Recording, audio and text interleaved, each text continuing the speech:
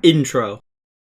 Hello everyone, my name's Daniel and welcome to my YouTube channel. This is my first video on this channel, and today, for my Genius Hour project, I'm going to be answering a question. How complicated would it be for the average teenager with no experience in electronics to build a walkie-talkie from scratch?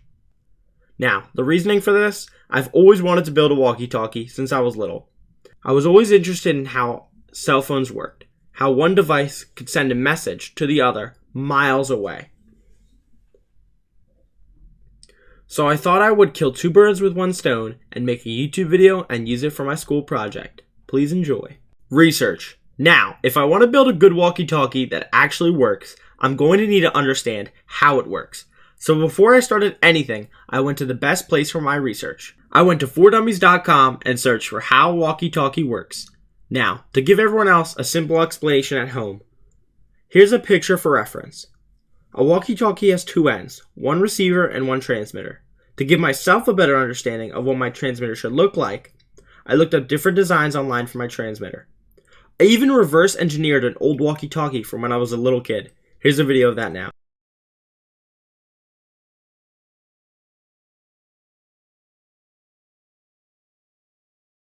Construction. Now that we understand how a walkie-talkie works, we're going to need a transmitter and a receiver. For the receiver, I'm going to be using an app on my phone that allows me to pick up radio signals and turn them into sound.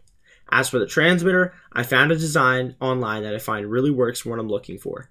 Here's a picture of that now. So, I went online and ordered a few different boxes of electronics that contained the pieces that I needed. After I had all the pieces in order, I could begin assembly. To make things easier, I used a breadboard I got from one of the electronic parts. The breadboard is the base of the transmitter and used to connect all the pieces together.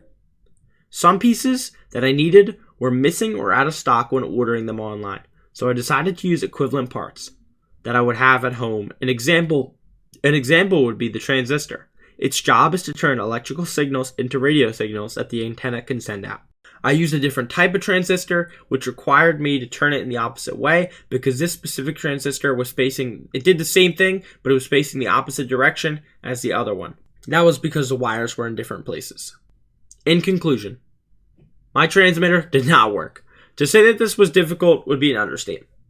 I believe that the problem had to do with the fact that the microphone is very old and it's from when I was little. It was from the walkie-talkie from when I was little.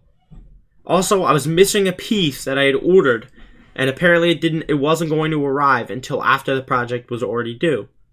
I'm really glad I did this project. I learned a lot about electronics, let alone radio. I had a lot of fun as well. I'm still disappointed with how it turned out, but I'm still willing to give this project another shot and attempting a different method. Now, to answer the question, how complicated would it be for an average teenager, to build a walkie-talkie?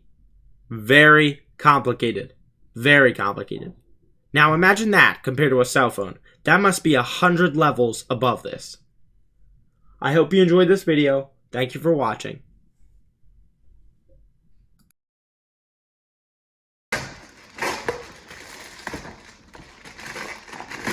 Ooh. Alrighty.